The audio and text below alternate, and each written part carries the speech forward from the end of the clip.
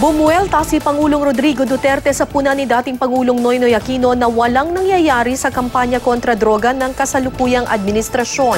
Ibinida niyang aabot na sa 3,000 kilo ang nasabat na droga sa unang taon ng kanyang pamumuno, habang lagpas 3,000 lang ang nakumpiskang droga sa 6 na taong panunungkulan ni Aquino. Idinikit din ng Pangulo ang umano'y narco general at ngayoy alkalde ng Daan Bantayan, Cebu na si Vicente Loot kina Aquino at dating DILG Secretary Mar Rojas. Wala pang pahayag sina Aquino at Rojas kaugnay dito. Pinoy, parang walang nangyari. Sige, pumasok ka sa droga, Pinoy, pag hindi kita pinutulan ng ulo. Mga generals mo, yung aid mo, yung aid ni Rojas, puro na sa droga, konektado.